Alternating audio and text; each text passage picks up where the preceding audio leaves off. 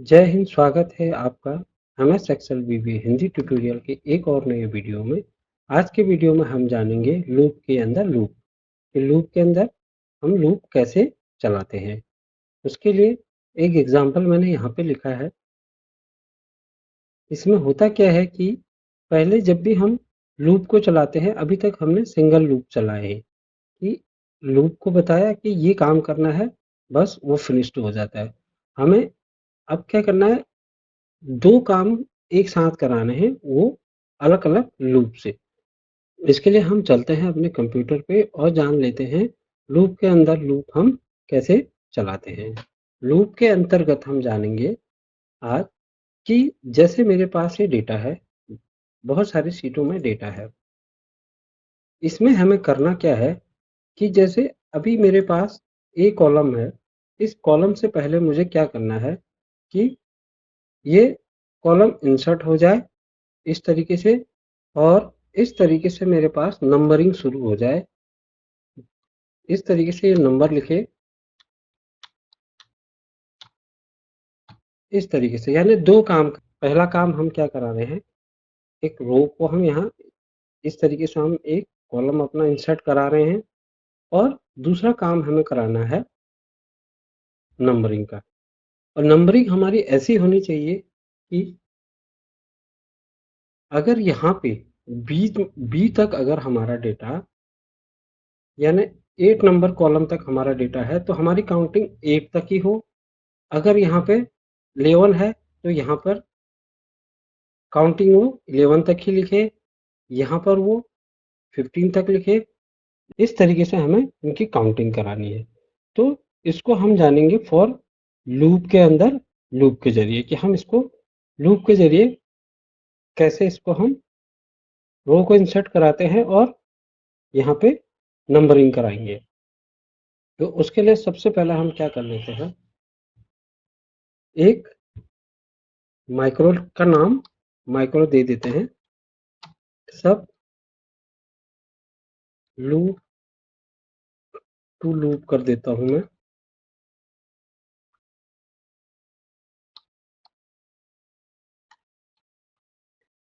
अब सबसे पहले हमें करना क्या है कि हमें कॉलम इंसर्ट कराना है। तो इसके लिए सब हम एक वेरिएबल को डिक्लेयर करेंगे। डिम कॉलम कर रहे हैं तो कॉलम को मैं ऐसा लिख दे रहा हूँ, COL एस इंटीजर। हम ए भी लिख सकते हैं, कुछ भी लिख सकते हैं, हमने बस वेरिएबल को डिक्लेयर करना है। और मैं कहता हूँ for call is equal to क्या हो, 1 to 1 कर दे।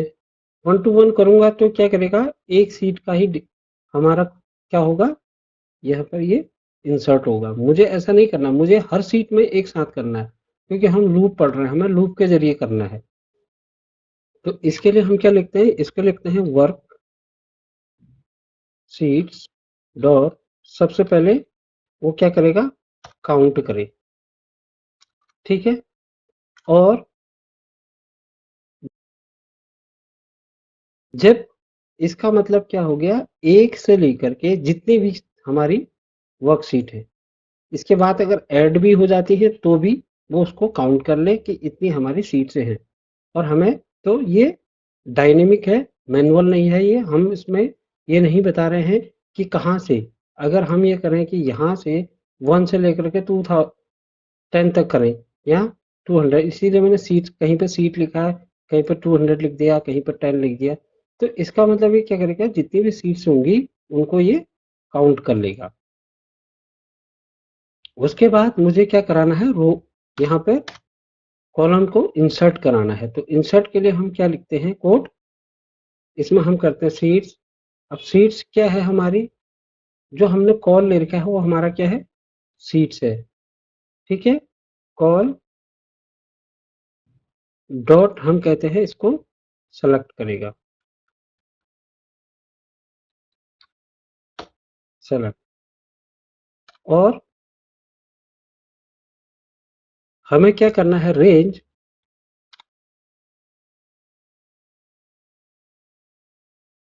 ए टू ए, यानी इन्वर्टेड कॉमा क्लोज किया, ब्रैकेट क्लोज करा, डॉट एंटायर कॉलम। हमको क्या करना है, कॉलम को क्या करना है, इंसर्ट कराना है। अगर रो करानी होती तो हम रो कराते इसमें, यहाँ पे डॉट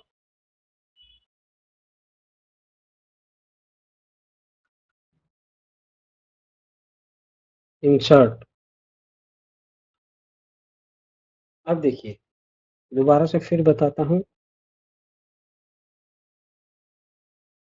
डिम हमने एक कॉल, हमने एक वेरिएबल लिया, और हमने कॉल इज इक्वल टू हमने लिखा 1 टू वर्कशीट डॉट काउंट, यानी जो कॉलम है वो इस वर्कशीट में क्या करे कि पूरी सीट्स को काउंट करे, और जैसे ही इसने ये काउंट करा, हमने कहा कि सबसे पहले क्या करे, सीट्स कॉल, कॉल कौन है, सीट है, यानी जो सीट है 1 2 3 4 जो भी हमारी ये सीट है, डॉट को सेलेक्ट करे।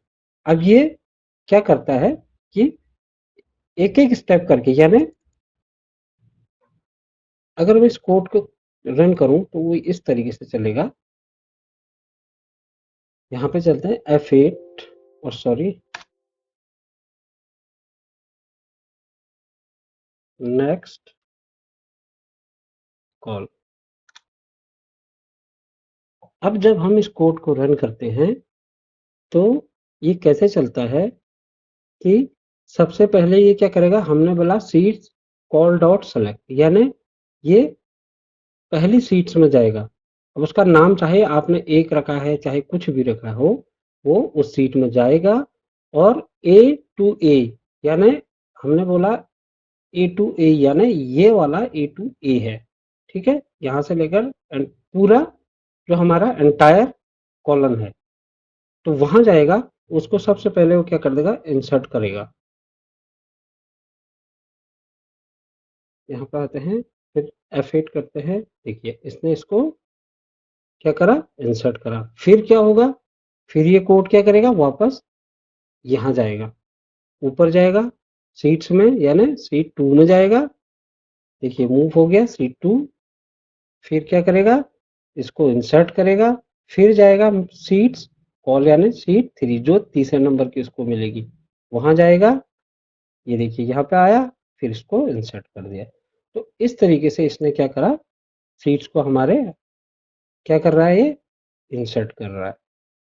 तो हमारा पहला काम तो हो चुका है, यानी पहला लूप हमारा चल चुका है। अब हमने कहा था कि लूप के अंदर हमें लूप चलाना है, तो लूप के अंदर लूप चलाने की हमें ज़रूरत क्यों पड़ी, क्योंकि अब हमें, जब ये हमारे पास इंसर्ट यहाँ पे हो गया है, अब हमें यहाँ से काउंटिंग करानी है। तो काउंटिंग के लिए हम एक फिर वेरिएबल को डिक्लेयर करेंगे, यानी हमें नंबर लिखना है। तो हम यहाँ लिख देंगे डिम नम, लिख देता हूँ नम मतलब नंबर, एस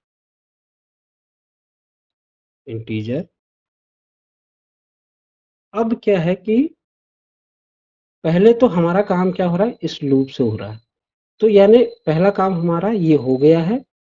अब हमें दूसरा काम क्या कराना है, काउंटिंग करानी है। तो हम फॉर को कहाँ लिखेंगे, जो फॉर हमने, जो लूप हमने पहले लगाया है, उस लूप के बाद हम उस दूसरे वाले लूप को चलाएंगे।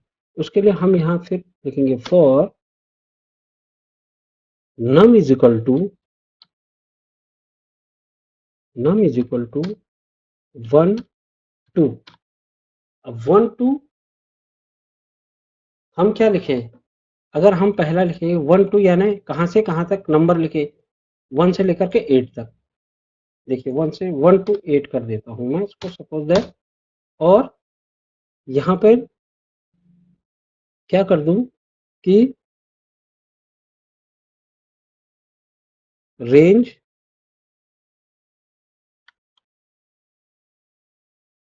रेंज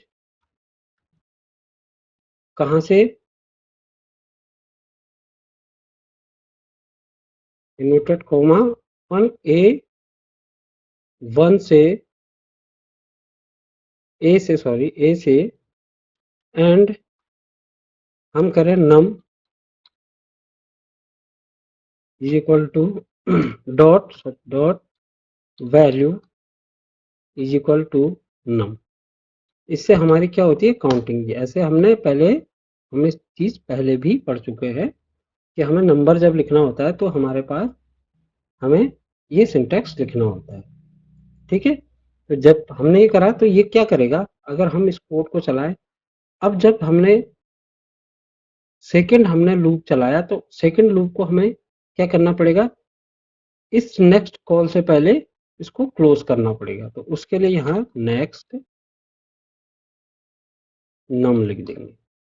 यानी क्या हुआ, इसका मतलब कि इसको मैं थोड़ा सा आगे भी कर देता हूँ ताकि समझ में आ जाए कौन किसका है।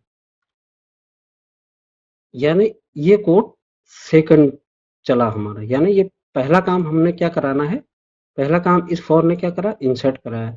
दूसरा हमने इससे क्या करा रहे हैं, हम दूसरा नंबर्स लिख रहे हैं। ठीक है, अब जब मैं इस कोड को चलाऊंगा वापस, अभी ये हमने दे रखा है कि कहाँ से कहाँ तक इसको काउंटिंग करानी है। तो हम करेंगे F8 एंटायर करा, फिर ये कोड चला, रेंज A1 में गया, फिर नेक्स्ट 2 3 इस तरीके से ये लिखेगा जब तक ये 8 ना आ जाए। ये 8 आया, फिर ये फिनिश्ड हो गया। इसी तरीके से दूसरे सीट में गया, फिर तीसरे सीट में गया। लेकिन एक प्रॉब्लम क्या हो रही है, इसमें भी 8 आ गया। देखिए 8, यानी 8 नंबर तक ही ये क्या कर रहा है, काउंट। जबकि यहाँ कितना होना चाहिए था, 15 तक इसने नंबर्स लिखना था। तो ये क्या कर रहे हैं हम, ये तो हमने इसको क्या कर रखा है, मैनुअल बता रखा है कि कहाँ तक इसको काउंटिंग करनी है। हमें ऐसा नहीं करना है, हमने कहा था कि हमें इसको डायनेमिक रखना है, डायनेमिक बनाना है इसको। अब हम वीवीए को कैसे बताएं कि इस सीट्स में हमारा जो डेटा है वो हमारा क्या है, 1 से लेकर 8 है, और इस सीट में हमारा 11 तक डेटा है, इस सीट में हमारा 15 तक है। इंसर्ट करो, 15 तक काउंट करो। फिर यहाँ कैसे काउंट कराएं इसको, कि ये जितने सेल तक यहाँ डेटा है उतना ही ये यहाँ पे फिल हो। तो उसके लिए हमने पहले भी पढ़ा था एक फॉर्मूला काउंट ए का। काउंट ए क्या है, क्या करता है काउंट ए, अगर मैं इस सीट में जाऊं और काउंट ए करूं, is equal to count count A, इसको कर दूं ए कोमा ए। अभी ए कोमा ए कर रहे हैं तो ये 8 आ रहा है। ठीक है, लेकिन हमारे साथ प्रॉब्लम क्या है कि हमारा जो पहले कोड ने करा, अब हम वहां पर ए कोमा ए तो लिखेंगे नहीं। क्यों नहीं लिखेंगे, क्योंकि ये सीट उससे पहले, हमारे फॉर्मूले से पहले ये इंसर्ट हो चुका होगा। तो हमें अब करना क्या है कि जब ये रो इंसर्ट हो गई, यानी हमने जो वर्कशीट फंक्शन डॉट काउंट ए, अब हमें रेंज देनी है, किसको काउंट करें, रेंज ए को तो कराना नहीं है कि ए तो हमारा क्या हो जाएगा, इंसर्ट। इंसर्ट कैसे हो रहा है, दोबारा इसको यहां से ऐसे समझते हैं। इस कोड को मैं थोड़ा सा ब्रेक कर रहा हूँ। देखिए, अगर मैं काउंट ए लिख दूं, ए कोमा ए कर दूं, यानी इसको range A double quote A A noted comma close bracket close double quote enter. अब ये फंक्शन करेगा क्या, अगर मैं इस कोड को रन कराऊंगा, इस कोड को सही तरीके से इसको हम एक बार चला के देखते हैं। अभी इसमें हो क्या रहा है, देखिए। अब हमारा लूप जैसे हमने स्टार्ट करा तो लूप हमारा चला, लूप ने इंसर्ट कर दिया। अब हमने लिखा काउंट ए, यानी अगर मैं यहाँ पे फॉर्मूला ये लिखूं,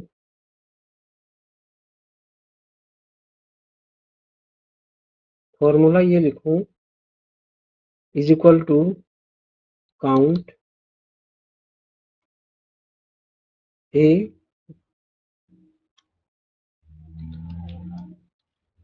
ये लिखूं तो इसने क्या दिया, 0 दिया।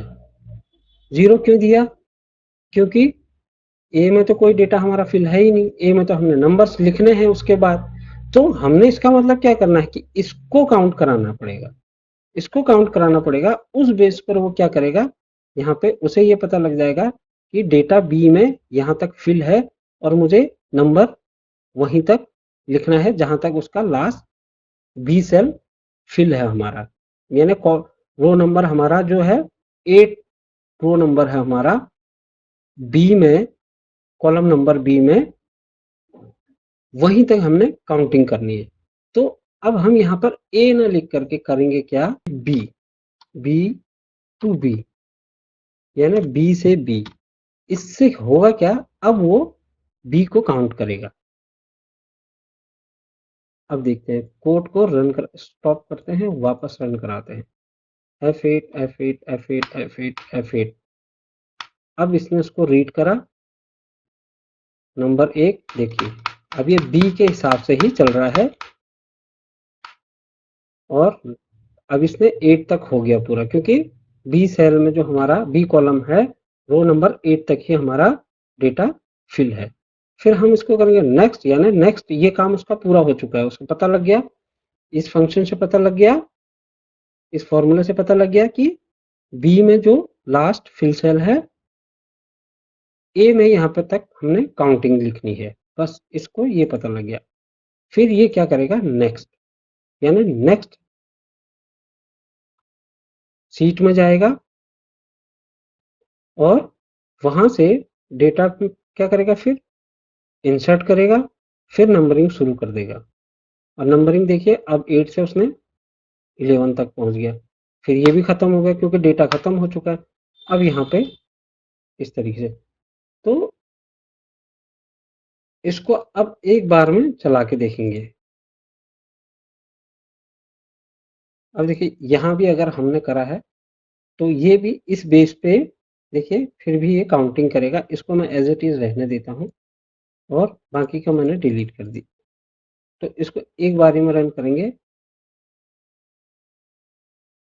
देखिए, इसने हर सीट पे देखिए करा क्या, फॉर लूप ने पहले में इसमें एक बार और गिनती लिख दी, क्योंकि उसने जब जिस समय ये ए था उसको इंसर्ट करा, उसके बगल पे क्योंकि उसको यहाँ तक डेटा मिला, तो उसने वहीं तक उसकी काउंटिंग करी। ठीक है, उसके बाद देखिए बी में उसने 11 लिखा, सी में 15, फिर 8, फिर 15, फिर 15, फिर सीट्स में यहाँ कुछ उसको मिला नहीं तो उसने इसको ब्लैंक छोड़ दिया। फिर नेक्स्ट किया, यहाँ 11 लिखा, उसके बाद 9 में भी उसने 8 तक लिखा, 10 में भी 8 तक लिखा, 20 में फिर उसने 11 तक उसने काउंट कर दिया।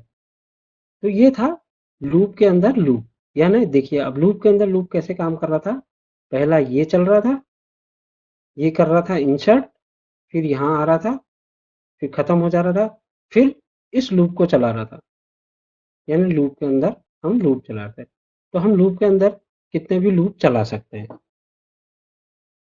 तो आज का वीडियो आपको कैसा लगा, मिलते हैं एक और नए वीडियो में। धन्यवाद, जय हिंद।